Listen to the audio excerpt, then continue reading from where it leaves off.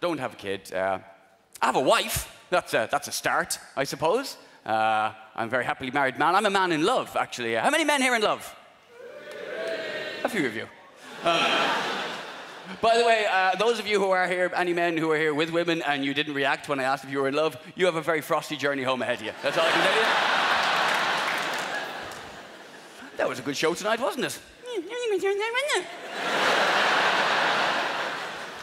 Did you not enjoy it? Well, I enjoyed it, but I was listening. You didn't seem to be listening. I was laughing. Well, the Irish guy asked you a direct question.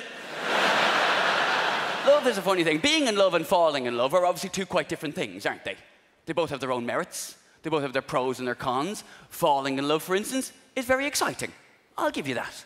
You never know what's going to happen next. Every time you see her, your heart beats faster. You touch her, you tingle, you can't get her out of your head. Falling in love, very exciting.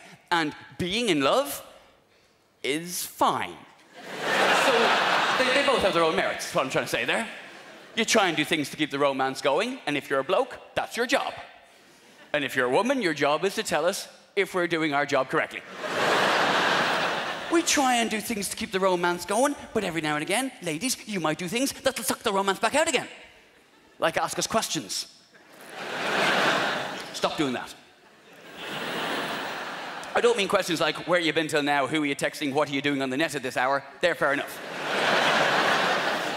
I mean questions like, what are you thinking? Piss off with that question. What are you thinking? What is your obsession with what we're thinking? Can that be the one thing that remains exclusively mine? We share everything. The house, the bills, the friends. Can the content... No, I want that too. Come on. Why can't you women show us men the same courtesy and consideration we show you and not give a shit about what we're thinking?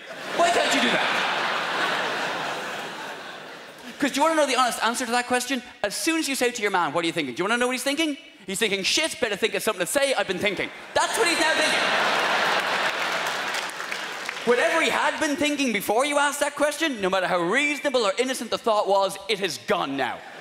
Scuttled off into the corner of his brain in a panic to make way for all the little men that are now running around his head going, what are we thinking? She's asking!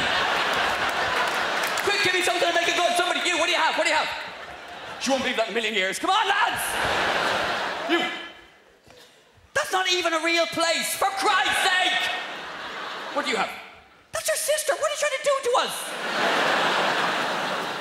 And the reason we panic is because we know the truth won't do. The truth, 95% of the time, is the word nothing. That won't do at all, will it? What are you thinking about? Nothing. You can't be thinking nothing. You have to be thinking something. Everyone has to be thinking something. Ladies, you should never underestimate a man's ability to be completely and utterly vacant. Seriously.